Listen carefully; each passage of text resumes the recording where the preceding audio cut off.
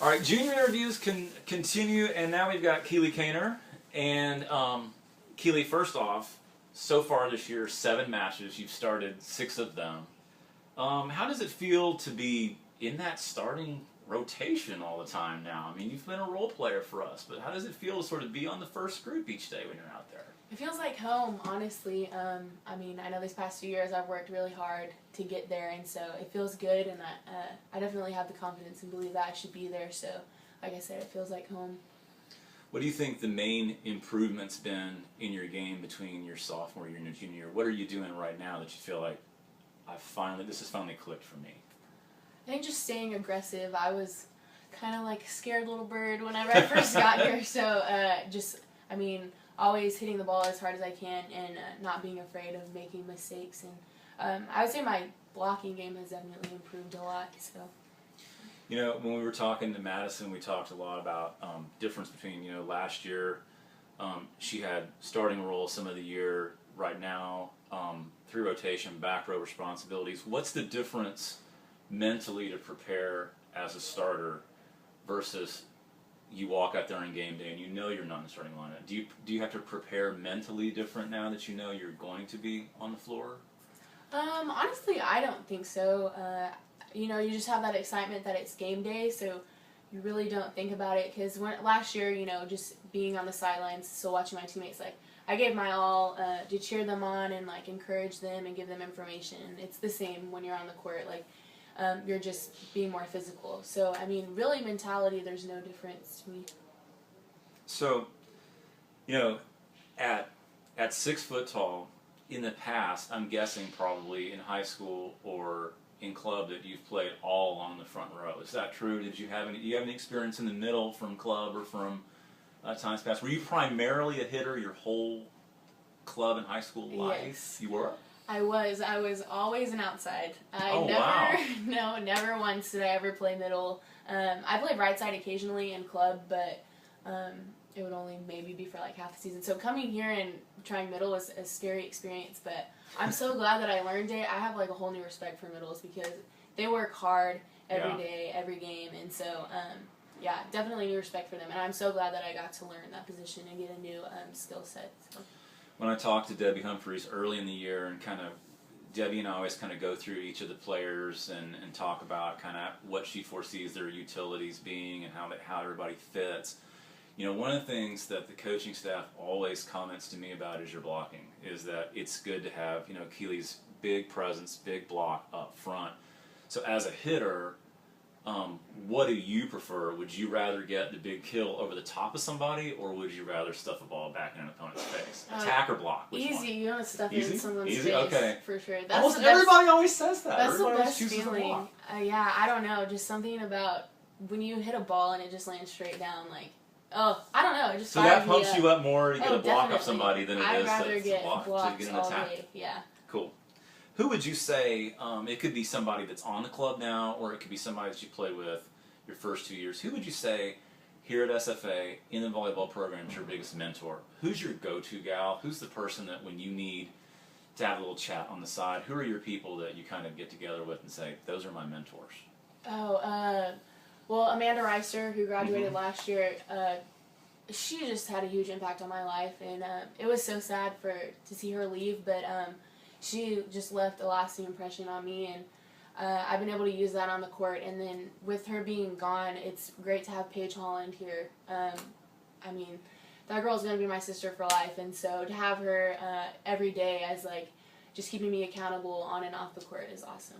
So now, I don't know if y'all know this or not, and Keeley, you can kind of correct me if I'm wrong, but Amanda's playing now. Like, Amanda is in grad school in London, in England? In Durham, yeah. And she's playing for her college, right, that she goes through. That's pretty cool. That's pretty really cool. Exciting. You mentioned earlier about confidence and that you've gained confidence and that you feel more confident when you're out there.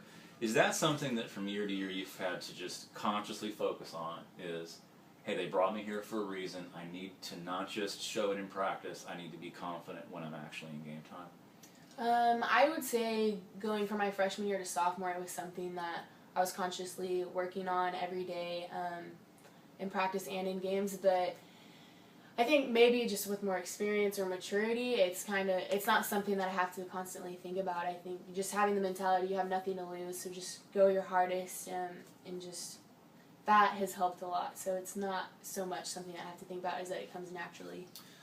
With each of these interviews, I've tried to kind of look back on specific games, and this one I spent about a half an hour in the box score for, and I think you're going to remember.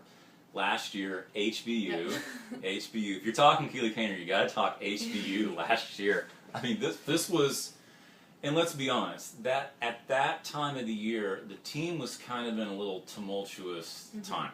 I mean, I remember when I got to Houston talking to some of the coaching staff about, we kind of had a little, come to Jesus moment in the hotel that time. So I remember at the time there was a little bit of needing to kind of come together as a group. And on that particular day, Kate Granger, who's no longer with us, didn't start, and you did. And you absolutely just went off. I went back and looked at it, and you had 7 kills in the first set, and 6 more in the second set, and had 13. So do you feel like sometimes you just get in this zone? Because that day, it just looked like you had just taken over. Yeah, I think every athlete just has that one game where they, like you said, are in the zone, and it's almost like they're untouchable. Like, just no matter what they do, they're scoring a point. And I think that was kind of, that was the game for me. And it was really cool because before that, coach came up to me, like, the practice before, and she kind of had told me, like, hey, you're going to start this weekend. And so I was expecting it, but the cool part about it was that she was like, Keeley, like, just play it like you have nothing to lose, because, I mean, honestly, you're just going to end up back on the bench, and, like, that's not a big deal. So I was like, oh, you're right. Like, why not just go hard? And so I think that, for me, was when everything started clicking, like, to just play like you have nothing to lose. So you answered my follow-up to that. So you knew you were going to start that HBU match before that morning? Yes. You knew that they knew the night before? Okay. And last question, and you got to give me the straight scoop on this, okay? From year to year, and if you're an SFA volleyball fan, you know what I'm talking about. The girls go out on the road and they make videos. Oh, yep. Okay, there's always videos. Yes, now, Lake and Britt, who's not with us anymore, was sort of the ringleader a couple times of these videos. Now, one video resurfaced of you and Les dancing. Okay, but what I'm asking is this: y'all can go look that stuff up. But are there plans for new videos, 2014? Because people want to see the team. I mean, there's going to be no more videos? I can't give away our secrets. You can't tell me there's going to be videos. I'm just going to let, I don't want to give away the surprise, but there may or may not be. Is this just sort of how the team just kind of chills on the road? How does this start? Like, are you sitting around the hotel and it's like, bored, make a video? Well, honestly, the very first one that we did, me and Les, it started because some of our guy friends on the football team had made one, and so we're like, okay, let's have a little competition. And so that's when we got everyone together. Like, we recruited Lakin and Paige, and so it kind of started out as a rivalry, and then the whole team just wanted to get involved, and that's like the scene on the bus where everyone's dancing. And so I mean, that's what we do. Like, we just do crazy, fun, stupid things, and so why not record it, So you're saying, wait, let me clear. You're saying that the first one, that it goes back to you and Les. It does. You and Les are the originators of the videos. We are. Okay, yes. Awesome. All right. Well, Keeley, thanks for being willing to sit and chat. Fan Club takes one day to practice and then over to La Tech for 3 games set on the weekend. We'll see conference opponent New Orleans in that. Keeley, thanks for being willing to chat. Thank you.